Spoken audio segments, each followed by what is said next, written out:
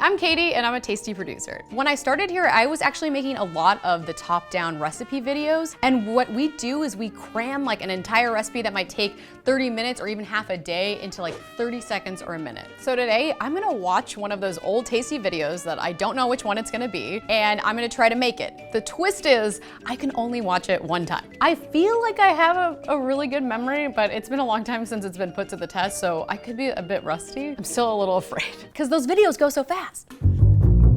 Ooh, okay. A caramel apple upside down cake. I wonder whose recipe this is. It's Alvin's recipe. So we know it's gonna be good, but we also know it might be like a little complicated. I'm gonna have to really look at these amounts. Ready, set, go. Sugar, a 1/3 cup. Oh God, baking powder. Okay, 2 eggs, 2 eggs, 2 eggs. A 1/3 cup of oil, a 1/3 cup of milk. Okay, we've got, and he's just doing all in one bowl, so that's good. Vanilla, didn't see how much, that's okay. Okay, now we are on to making the caramel. I didn't see how much butter. A cup of caramel. Oh, so he uses like pre-caramel sauce with the butter. That makes my life easier. And then he sliced, I think this is Granny Smith apples, and he's gonna bake that for 25 minutes. Oh, at 325, I think. And great, and that was 25 minutes? Was that 25 minutes? Guys, I already forget. I'll just keep checking it in the oven. I feel good, but like there's a lot of numbers in my head right now. Like, was it a 1.25 cups of flour? Was it a 1.5 cups of flour? It's gonna be interesting. Some things I'm worried about is if I don't cook it at the right time, like that caramel at the bottom could burn. Because it's an upside down cake, they're like a little bit spongier and springier. Getting those ratios right. Oh my God, was it 2 eggs or 3? I don't remember. All right, I am about to embark on this experiment. I'm gonna be making the cake first. I've pretty much forgotten most of the things I watched, but I do remember the steps. So the first thing I'm gonna start with is the cake. Remember at the beginning, I was like, it's a 1.5 cups or a 1.25 cups of flour? 1.5 cups of flour, so remember that, guys. I'm gonna go with 1.5 cups. You don't really wanna get the flour wrong though, because if you put too much flour, it's gonna be like a super dry, dense cake. A lot of times when you make a cake, you will like do your dry ingredients in one bowl and your wet ingredients, but this goes all in one bowl, which is helpful. So I'm just gonna build from what I remember. It's probably not in the order of the video. Oh, no one look. Nobody look at that. I think a 1/2 cup of sugar sounds good. I don't remember how much sugar. I think we're gonna do some baking powder. I see it here. This is gonna help the cake rise. Again, I don't remember, but a lot of times it's a teaspoon or like a 1/2 teaspoon. Okay, now there was the oil. I think it was a 1/3 cup oil and a 1/3 cup milk. I think it was about the same ratios. Oh, salt. Was there any salt? Did he not have salt in this recipe? Alvin, tisk tisk. I don't think there was any salt, so usually I'd add salt. I'm not going to. Okay, so a 1/3 cup of oil. It's a little 1-to-1 ratio there. And then there was eggs. And guys, I really cannot remember if it was 2 to 3 eggs. 2 eggs, 2 eggs, 2 eggs. The eggs are what kind of help bind everything together. It makes it moist, it makes it spongy. I'm not a pastry chef, but too many eggs, I think, can make it like too dense, like just be like too rubbery. And then like too few, and it can be really delicate. But I don't think we're gonna go wrong with 3 eggs. I'm gonna do 3 eggs. All right, choice is made. It's like I always make the wrong choice. I think that's everything that goes into our batter. I'm gonna kind of make a judgment if I need to add more of anything once we see like the texture of my batter. Because the batter in the video was like very smooth and like almost a little ribbony. And mine is looking like a little clumpy. Oh God, I don't think I should have put that other egg. Or did I put too much flour? I'm second guessing everything I'm doing here. I'm gonna add a little more milk. Guys, I hope this tastes good. All right, this is looking more of the consistency of the video. Okay, so this is like what I'm talking about, that more ribbony texture. It's a little smoother. No regrets. Okay, batter is done. Boom. Now we gotta make that caramel.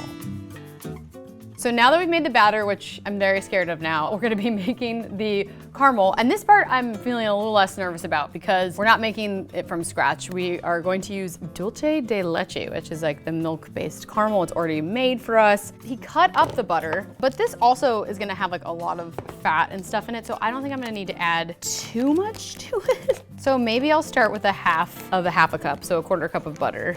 And I think he cut it up into pieces so it melted evenly and quickly. It was in pieces, right? Guys, memories, they're crazy. Did he do a whole stick of butter? That's a lot of butter if he did a whole stick. Let's see what this looks like when it melts. You know what, butter makes everything better, so I don't think it's gonna hurt if I just add a little more. I'm gonna just think that he used all of this. Right now I'm worried I may have done too much butter just because it's like kind of splitting with the caramel. You can kind of see the fat like pulling away from it, but I think if I stir fast and this melts more, maybe it will incorporate the butter better. Oh, okay, so see now it's all mixed together, so I think we're okay. Our caramel looks good, it's come together. I'm not feeling as scared as I was, and while it's still hot, I'm gonna pour this into our baking pan here. While it's still pretty warm, I wanna cut these apples and get them in. It didn't read how many apples, so I guess I didn't get any of the numbers. I only saw steps. So I'm just gonna cut as many apples and I'll just start filling up this pan. And that should be fine. Were they skinned? Who likes skin on their apple? Oh, I don't remember. We're gonna commit to this. So they might be a little thin, but that's all right. It does remind me of like being in like finals. You know when you can see the textbook page and you can see the photo that's there and you know the answer's like in the third paragraph, but like you just can't read the paragraph from your memory. And like if you just could, you would know. That's how I feel right now. I think this looks pretty with the overlapping. Like, you know, if you didn't overlap, maybe you should have overlapped. That's what I'm gonna say with so much confidence. Okay, I'm not sure how he tackled this inner circle, but I think I'm just gonna overlap them again. This is it. Once I put this in, there's no altering it. Yeah, his batter was definitely like a little bit runnier than mine. Slam it down, make sure it gets evenly distributed. Okay, I should have been preheating this while I was making this cake. I'm gonna get the oven. I think that it said 325. 350 is pretty standard for baking. I'm gonna go like the little lower and slower to see so it doesn't overbake. And I think it said 25 minutes. So I'm gonna wait for this to heat up and I'm gonna check it in 15, probably. Moment of truth, big deal. We'll see how it comes out.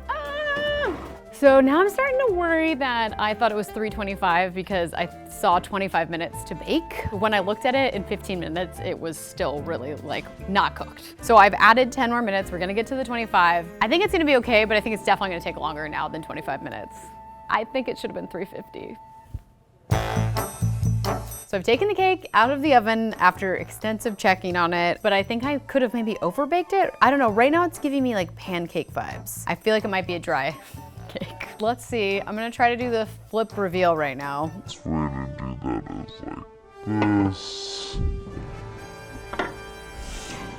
Okay!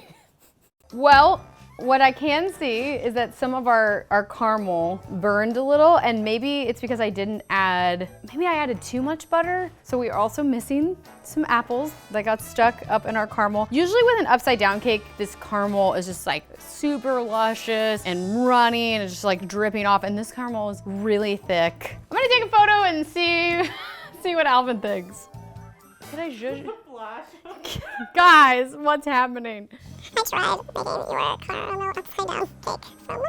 I definitely added an ellipses to that because, you know, it's like, ugh. I don't want him to think that I thought this turned out great. So the cake did not turn out as pretty as one would hope, but let's see how it tastes now. The cake is good, it's not great. It's not as like spongy and light as I would have liked it to be.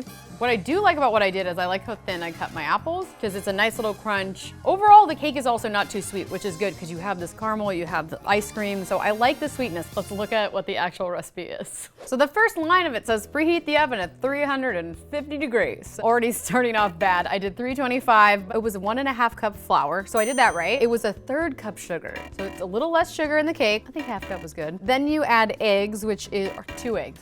Then it was 1/3 cup oil and 1/3 cup milk. So I did that right. It was a tablespoon of vanilla extract. Okay, well I completely forgot about vanilla extract. Maybe that's also why it's feeling like it's just missing like a little something. And then we move on to making the caramel where you put the dulce de leche with 2 tablespoons of butter.